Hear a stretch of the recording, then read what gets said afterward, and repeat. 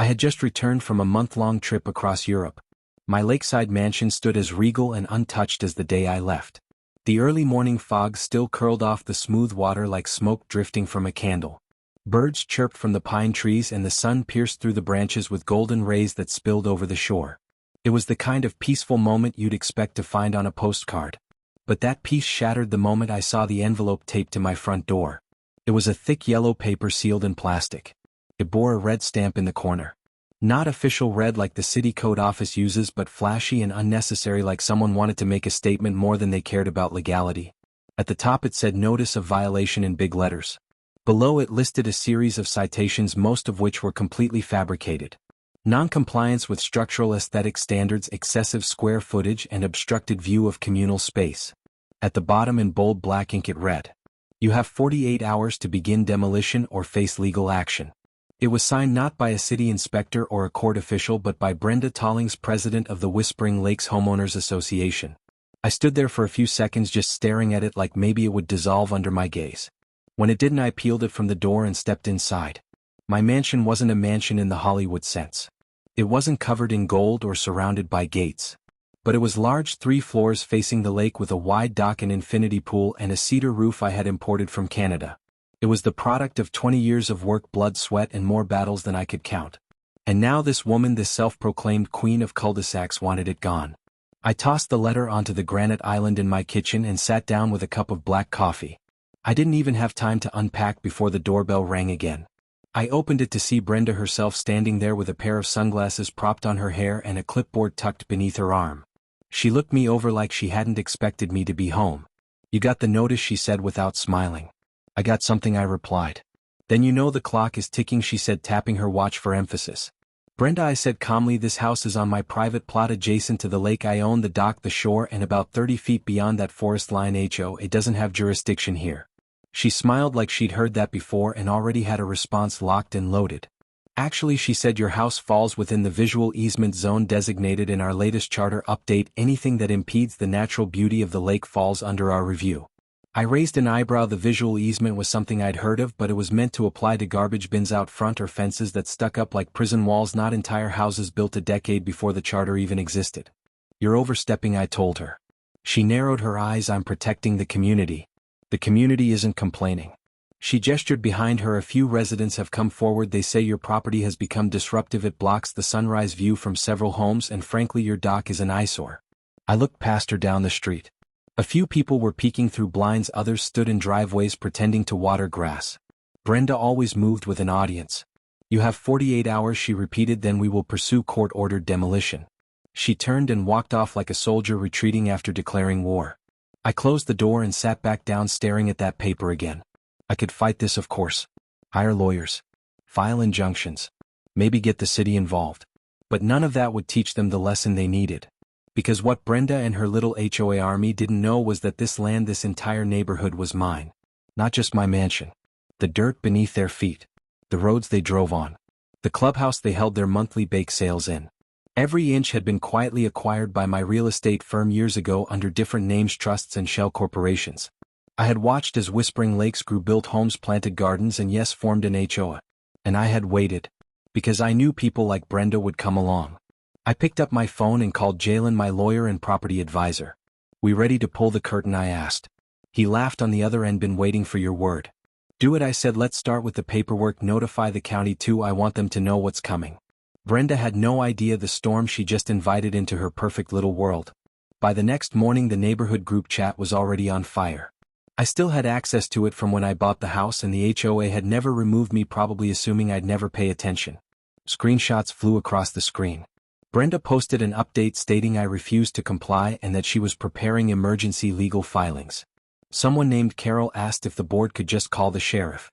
Another neighbor, Darren, said maybe this was a mistake, that my house had been there longer than any of theirs. Brenda shot that down immediately, saying legacy construction didn't exempt anyone. She didn't realize that legacy ownership did.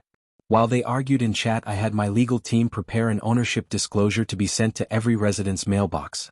It detailed the trust entities that owned Whispering Lakes land and the names of the true holding firm. It included the purchase dates, which were all over a year before the HOA was formed. It showed how the HOA leased access to common land roads and utilities under license agreements that could be terminated at will. We printed 200 packets and had them hand-delivered before noon. By 3 Brenda was back on my porch, but this time without her clipboard. Her knock was softer, like maybe she hoped no one else would hear it. I opened the door slowly, coffee in hand. "What is this?" she asked, holding the packet. "Truth," I said. "This is some kind of intimidation tactic," she snapped. "You don't own Whispering Lakes." I pointed to the packet, then explained those signatures. She flipped through the pages, her eyes narrowing more with each sheet. "You bought the land before we built." I nodded. "Every inch, including this hill, including the lake, including your community center." "That's not possible," she whispered. "It's not just possible," I said. "It's legal, and now your HOA is in violation of its own charter." She looked pale, like her foundation couldn't quite cover the panic building behind her eyes. "You can't do this," she said. "I haven't done anything yet," I said, "but I'm considering it." She took a step back, clutching the packet like it might burst into flames in her hands. "You'll regret this," she warned. "I already regret not doing it sooner." She turned and marched back to her golf cart. By that night I started receiving calls from HOA board members, not Brenda but others, some polite, some desperate. They wanted to meet to clarify some misunderstandings. They wanted to discuss compromise. A few even offered to vote Brenda out if it meant keeping things peaceful. But peace wasn't what they'd offered me. For years I had let them be watched as they grew their little rules, handed out fines, painted over fences, demanded conformity. I saw families get cited for putting up basketball hoops or flying flags that weren't approved. I watched an old veteran down the street be fined for building a wheelchair ramp because it didn't match the aesthetic. I didn't forget. And now they were learning what happens when you push someone with real power. The next morning I walked the neighborhood for the first time since returning. People watched me from their windows again, but this time they didn't look smug. They looked nervous. I nodded to them, all friendly as ever. This was still their home for now. At the clubhouse a board meeting had been scheduled, emergency session. I walked in uninvited and stood at the back. Brenda sat at the center of the long table, flanked by the rest of the board. She didn't look at me. "We need to discuss recent documents received by residents," she began. "These documents claim to show ownership that contradicts our governing rights." I held up a copy of the title packet. "Want me to read it aloud?" Brenda sighed and kept talking, ignoring me, but her voice trembled. "Until this matter is resolved," she said, "we are suspending enforcement of all notices, including the one regarding Mr. Thomas's property." A murmur went through the room. "That's not good enough," I said loudly. Everyone turned. "You don't get to threaten someone's home and then backpedal. You need to fix this from the ground up." Brenda stood. "You are not on the agenda, Mr. Thomas." "I am the agenda," I said. "I am your landlord." She shook her head. "That doesn't give you power over our bylaws." I smiled. "It gives me the power to revoke the lease agreement for every foot of land this HOA uses." Gasps filled the room. Brenda sat down hard, like the floor had shifted under her.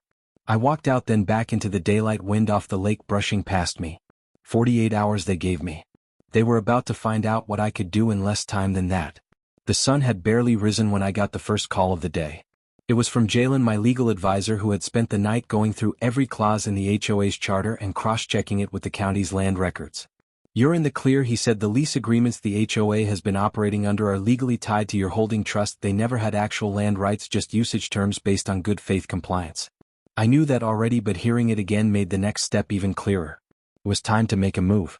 By 10 o'clock I had every board member summoned to an official meeting. This time not in the clubhouse but in the old Lakeside hall at the far end of the development. Most of them had never even been inside it. They thought it was abandoned. But I kept it up, well maintained and ready for a day like this. The building sat on the edge of a peninsula with windows looking out over the still water. A perfect place to deliver an unforgettable message. I stood at the head of a long polished table. Behind me was a projection screen and next to it a large map showing the entire development color-coded by ownership block. Most of it was green. My green. A few slivers were marked blue. Those were city-owned easements. A handful of yellow spots were individually owned private lots. The rest of the land was mine. Brenda walked in last. She wore a light blue suit like she was attending a press conference. Her lips were pressed into a tight line. The rest of the board looked tired, confused, maybe even scared. "Welcome," I said, pulling the door shut behind her. I didn't wait for them to sit before starting. "This is not a negotiation," I said. "This is a presentation, and when I'm done you'll understand exactly where you stand." A few murmurs spread through the room. I clicked the first slide on the projector. It showed the deed history of the land before Whispering Lakes was even built. Parcel numbers, surveyor stamps, signatures from county officials, and finally the trust transfer into my firm's name. You all have been leasing land from me, I said. For nearly a decade your HOA exists on paper because I allow it to. Brenda interrupted. This is coercion. It doesn't matter what technical paperwork you're dangling in front of us. The homeowners voted us and we are the voice of this community. I nodded slowly. That voice used that power to try and evict me from my own property. You're exaggerating, she snapped. No one tried to evict you. You gave me 48 hours to tear down my home, I said. That's not an exaggeration, that's a threat. Another board member leaned forward. His name tag read Jim, vice president. He was balding with a thick mustache and wore a polo that said Whispering Lakes Volunteer Security. What exactly do you want, Mr. Thomas? He asked. You've proven your point. We didn't know about the deeper ownership structure. Maybe that's on us, but we're willing to work with you now. I appreciated that response. I want accountability, I said, and change, not just words. I want this HOA dismantled. The room froze. You can't be serious, Brenda said, eyes wide. I am, I said. You overstepped your bounds and now you answer for it. This organization as it stands no longer has the right to operate on my land. I'm terminating all leases tied to HOA functions effective immediately. That includes the clubhouse, the walking trails, the tennis courts, the gates, the roads. Brenda stood up. This is ridiculous. You'll destroy this community. No, I said. You already did. I'm just taking away your tools. I clicked the next slide showing a breakdown of every amenity Whispering Lakes residents had access to. Most of them were under HOA control but sitting on my land. Now that changed. You can't do this, Brenda shouted. This is people's homes. And you tried to destroy mine. I reminded her. You weaponized rules. You abused your neighbors. You turned peaceful living into a dictatorship. She opened her mouth again, but I held up a hand. I'm not done. I clicked the next slide. It showed a new Plan A revised layout of Whispering Lakes divided into two zones, one marked residential open, the other marked community renewal zone. In simple terms, I told them I'm dissolving the existing HOA. I will allow homeowners to form a voluntary neighborhood council. No enforcement powers, just advisory. All prior violations will be erased and anyone fined unfairly will be reimbursed by the HOA's remaining account balance. What gives you the right to decide this? Jim asked quietly. Ownership, I said, plain and simple. The board sat in silence until one of the newer members, a woman named Diane, spoke up. If we agree to your plan, she said, what happens next? I laid out the next steps. First, I'd file the termination paperwork with the county, making the HOA null and void on public record. Second, I'd host a community vote not to bring the HOA back but to approve the new voluntary council structure. Third, I'd begin releasing parcels of land to homeowners through a long-term purchase option, giving them actual ownership instead of leased residency. It would take time, but it would restore control to the people who actually lived there. Brenda looked like she was about to collapse. She leaned on the chair behind her, lips trembling. You think you're some kind of hero, she whispered. You're just trying to control everything. I shook my head. No, I'm trying to undo the damage you caused. Then I walked out and left them in the hall. That afternoon the neighborhood was buzzing with gossip. Word had spread faster than wildfire. Homeowners stood in groups at mailboxes, walking dogs on the sidewalk, talking in hushed voices and peering toward my mansion as if it were the White House. Some were angry, some were confused, but most were just relieved. They had been paying fees for years, being monitored, cited, and fined for the smallest infractions. And now someone was telling them they could finally breathe. At sunset I held a town meeting on the dock by my mansion. No podium, no formal seating, just people and open air. They came in droves. Brenda did not. I stood on the edge of the dock facing the crowd. The lake behind me shimmered orange and gold from the sun's last light. I told them everything. About the land ownership, the trust, the leases, the HOA overreach. I told them how Brenda and her board had tried to evict me and how their authority was built on paper, not substance. Then I told them about the new plan. No more fines, no more citations, no more paint codes or mailbox standards or approved flower types. You want to fly a flag? Go ahead. You want to repaint your front door? Do it. You want to install solar panels or plant fruit trees or build a deck? All yours. Because this is your home, not a prison. They didn't clap at first. They just stood there processing it. Then one man in the back started clapping, slow and heavy and real. Then more followed. Soon the dock echoed with applause louder than any HOA meeting ever had. I didn't need a vote that night. I had the people. I spent the next few days dismantling the HOA one document at a time. I called the county, filed dissolutions, terminated contracts, revoked leaseholds, and notified vendors that the board no longer held decision power. I even hired a construction crew to remove the gate arms at the entrance. When they were pulled out of the ground, people cheered. I had won. But Brenda wasn't finished. She filed a private lawsuit, claiming that I had acted in bad faith, used insider knowledge to manipulate the system, and violated the emotional trust of the residents. It was laughable but serious enough to demand attention. I met with my lawyers, reviewed every angle, and filed a counterclaim alleging fraud, abuse of authority, and retaliatory harassment. The court date was set for 3 weeks out. In the meantime, Brenda doubled down. She went door to door telling residents I was trying to bankrupt the neighborhood, that I would sell the land to developers, that they'd lose their homes. None of it was true, but panic is powerful. She managed to rally a small group of loyalists, most of them older board members or people who had benefited from the HOA's stranglehold.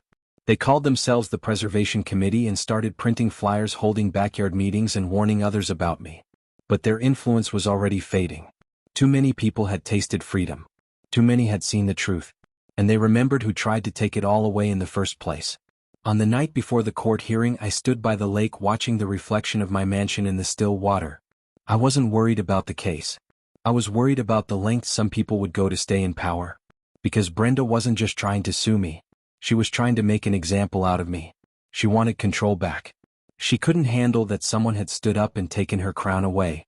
And she was ready to burn everything down to get it back. But what she didn't realize was that I wasn't fighting her anymore. I was rebuilding something better. And no lawsuit could stop what was already in motion. The morning of the court date came cold and gray. Rain had soaked the roads overnight and fog clung low to the streets like the town itself was holding its breath. I arrived early. Not out of nervousness but preparation. Jalen met me on the courthouse steps, sharp as ever, in a charcoal suit, briefcase in hand, and confidence radiating off him like heat. Brenda arrived 10 minutes later, flanked by 2 attorneys who looked like they'd been pulled from a retirement party. She wore a long trench coat and dark sunglasses despite the overcast sky, and her expression was twisted into the kind of forced smile only someone clinging to control can wear. Inside the courtroom, the gallery filled fast. Whispering Lakes residents came out in numbers, packing the benches with hushed whispers and narrowed eyes. Some were clearly siding with Brenda, but most just wanted to see the show. The judge, an older man with a tired look in his eyes, took his seat and called the session to order. He wasted no time. "Miss Tallings, you are the plaintiff. You may begin." Brenda stood, her voice clear and polished, rehearsed to perfection.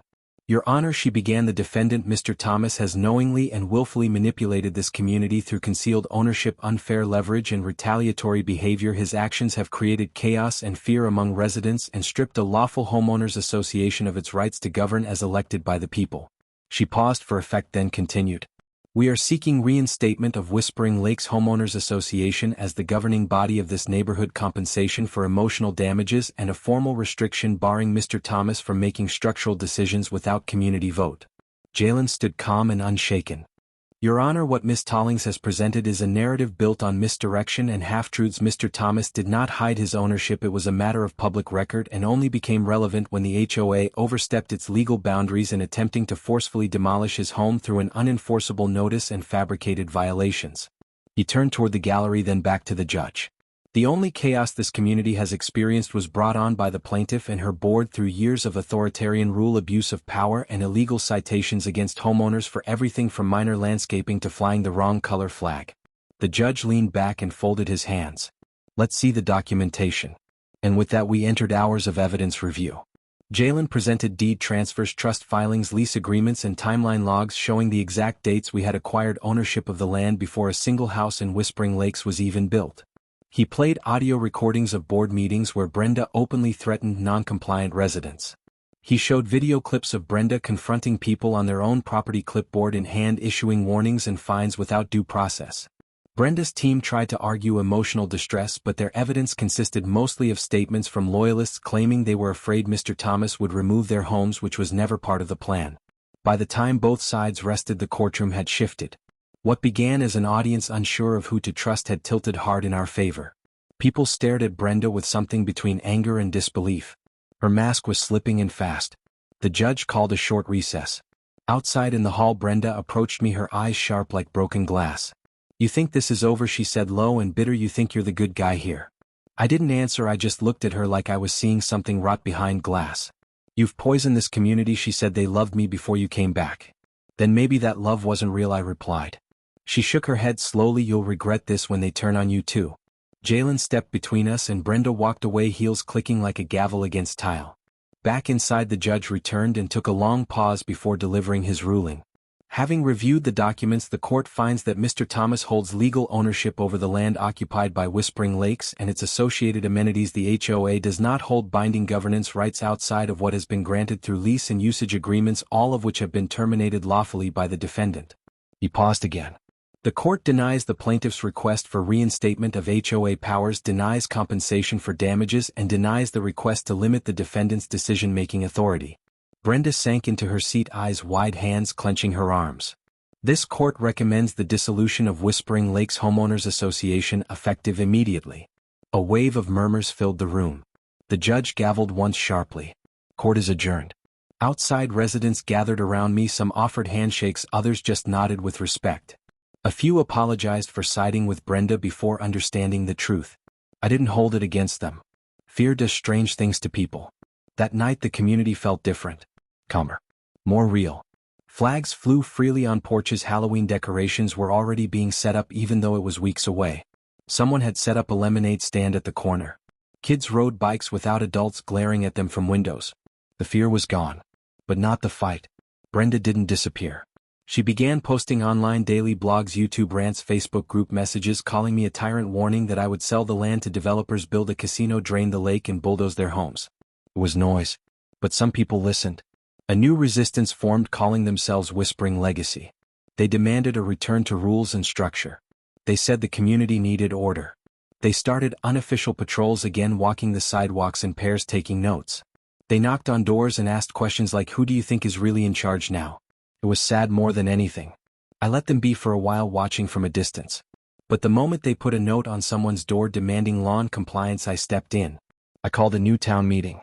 This time it was at the open park with speakers and tents and food trucks. No formality. No structure. Just people gathering. I stood on the small wooden stage and looked out at a crowd even larger than before. I told them what was happening again. About Whispering Legacy, about their notes, about the patrols. And I made one thing clear. There would never again be an organization in this neighborhood that forced people into submission. You want a club? Start a club. You want a neighborhood newsletter? Write it. But no one will ever again knock on your door and demand you repaint your fence or remove a basketball hoop or pay a fine for the way your roses bloom. This is your home. You don't answer to a board. You don't answer to me. You answer to yourself and to your family and your conscience. And if someone doesn't like your porch color, they can look the other way. They clapped again, not because I asked them to, but because they believed it. Brenda watched from the edge of the park, arms crossed, eyes empty. She had lost. Not just in court, but in every sense. Because power built on fear dies the moment people stop being afraid. I went back home and watched the sunset over the lake that evening. It looked just like the first day I moved in. Peaceful. Except now I knew it wasn't just for me. It was for everyone. And no one was taking it away again. The peace didn't last. It never does when someone who's lost everything still has a voice, and Brenda's voice hadn't gone quiet. 2 weeks after the final court ruling, she reappeared at a town forum hosted by a group of retired residents who called themselves the Concerned Citizens of Whispering Lakes. They weren't affiliated with the HOA or the county, they were just neighbors who felt lost in the new world that was settling around them. Brenda stood on a makeshift platform in the middle of the community center gym, holding a microphone and wearing a dark blazer like she was announcing her candidacy for mayor. "They say we lost," she said, "but I don't believe that. We are still the soul of this neighborhood. We are still the eyes and ears of this community." People clapped softly, some unsure, some just going along. "What he did," she continued, "was not leadership. It was a land grab, a calculated takeover masked as liberation." I watched her from the back corner, arms crossed, leaning against the brick wall, as she painted me like a villain again, like I was some rich developer who had disguised himself as a savior.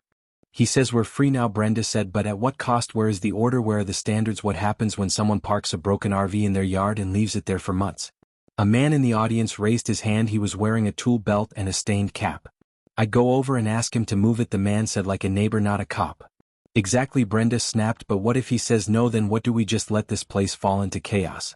Brenda's idea of order had always been about force and control, but she was smart enough to now use fear and uncertainty instead of rules. She closed her speech with a declaration.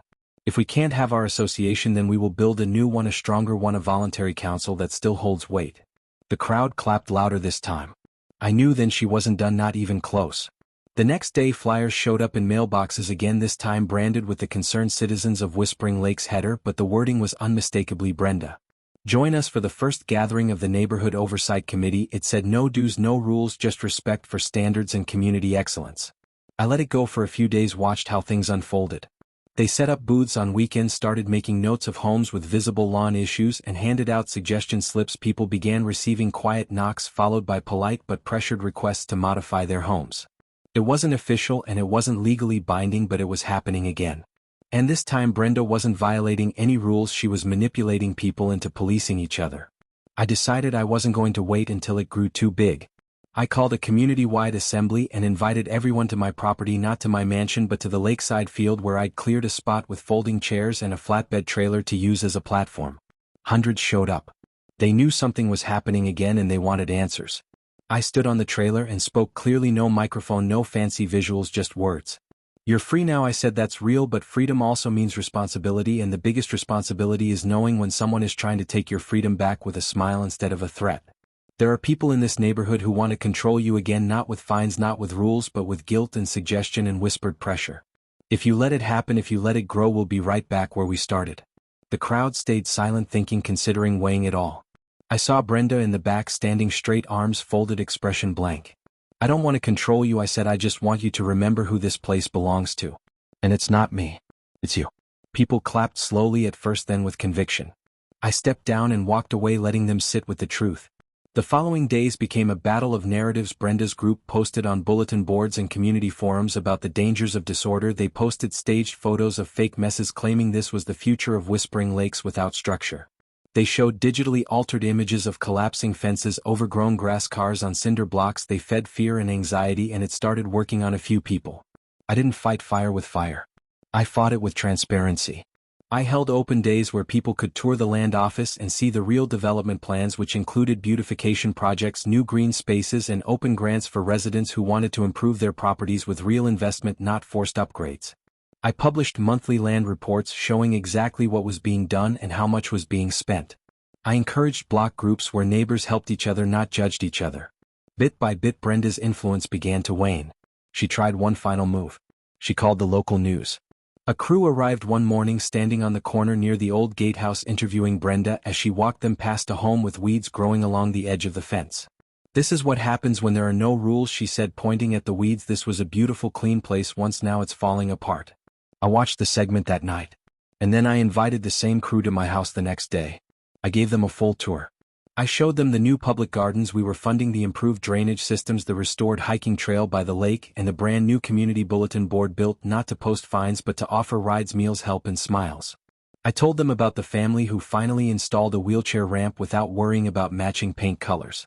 I told them about the single mom who put up holiday lights in July because it made her daughter smile and no one stopped her. I told them about the boy who built a lemonade stand without having to fill out a permit application. And then I stood on my dock, looked at the camera, and said one line. "This isn't chaos, it's community." That was the headline that aired. And it was over. Brenda's last move had backfired. The same residents who once backed her stopped responding to her messages, stopped attending her meetings, stopped passing her flyers. The concerned citizens dissolved within a week. Brenda didn't come outside for a while. When she finally did, she walked past my home without a word, not even a glance. And I let her go. Because I wasn't her enemy. Her enemy was her need for control, and the world had already taken it from her. Whispering Lakes didn't go back to the way it was. It became something better. Real. Messy. Lively. And human. That's what I had fought for. Not power. Not revenge. But freedom. And now they finally understood what that meant.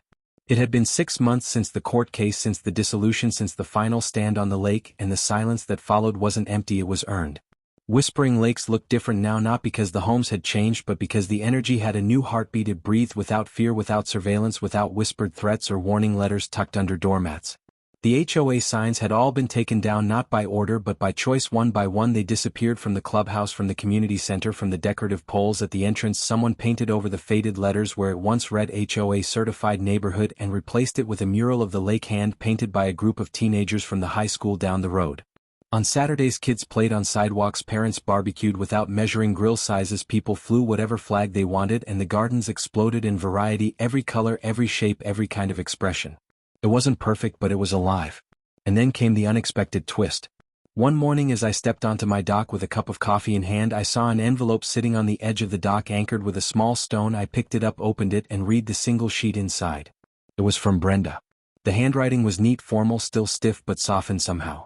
It said she was moving away, not out of shame, not out of exile, but because she needed something new, something honest. She thanked me not for what I did to her, but for what I did to them, for showing her the limits of control, for reminding her what a home really means. She wished me well and said she hoped to find peace, the kind that doesn't need to be enforced. I didn't know what to feel right then, but I kept the letter. I placed it in a drawer in my study where I kept important things, not because I forgave her, not because I agreed with her, but because endings matter and she chose to end it right. 2 weeks later I was approached by a group of neighbors, mostly younger folks, some parents, some retirees, all people who had watched the transformation and wanted to keep building on it. They didn't want an HO. They wanted something different. They proposed a community initiative, not for rules but for connection, block cleanups, tutoring networks, child watch programs, community gardens, shared tools, shared meals, something that would make Whispering Lakes more than just a name on a map. We called it the Lakeside Circle. No titles, no elections, just volunteers. Each person could sign up to offer a skill or a resource. In return they could request help when needed. No points, no punishments, just people helping people. The first event was a lakeside movie night. We set up a projector on the hill and laid out blankets and lawn chairs. Families brought snacks and kids ran around chasing fireflies. I sat at the edge of it all, smiling, watching something I'd never seen before in this neighborhood. Joy without condition. As summer rolled into fall we held bonfires, cookouts, workshops, even a lakeside reading club. Every event was open, inclusive, no fees, no dress codes, no surveys asking whether your shutters were HOA approved. I still lived in my mansion. But now it didn't feel like a fortress. It felt like part of something bigger, not the biggest, not the loudest, just another home among many. One day a young couple knocked on my door. They were new to the neighborhood, first-time buyers. They didn't know anything about the history, about the war that had taken place just months before. They just wanted to say hello. They brought cookies and asked if I needed anything. I smiled and told them welcome. They asked if there was a homeowners association they should know about. I paused, then said no, there's just the neighborhood. They looked relieved and we sat on my porch for a while talking about the lake, about the trees, about the sound of the loons at night. That was it. No signatures, no bylaws, no threat of violation. Just a moment shared between neighbors.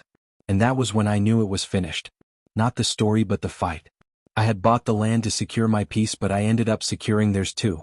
Not by crushing the HOA, but by showing what life could be without it. Some of the older residents came around. Eventually they started waving again, even talking. Some apologized, some didn't need to. I didn't keep a scoreboard. I just lived. The funny thing was I never meant to be a leader. I never meant to start a movement or tear something down. I just wanted to protect what was mine. But in doing so I gave others the courage to protect what was theirs. Their voice, their space, their right to breathe without being told how. One evening as the sun set over the water and the sky turned to molten gold, I stood on my dock again, same place I had stood when it all began, when Brenda handed me that notice, when she gave me 48 hours to tear down my home. And I remembered something. The moment they tried to evict me was the moment they evicted themselves. Because they forgot one thing. You can't own a place with rules.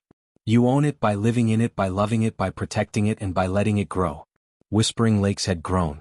Not because of control, but because control had finally let go. And I had too. So I stood there, coffee in hand, wind in my face, house behind me, lake before me, and I smiled. Because for the first time in a long time this place finally felt like home. If you've ever dealt with an HOA nightmare or just love seeing justice served, make sure to hit that like button and subscribe to HOA Confidential. Because here, we don't follow their rules. We rewrite them.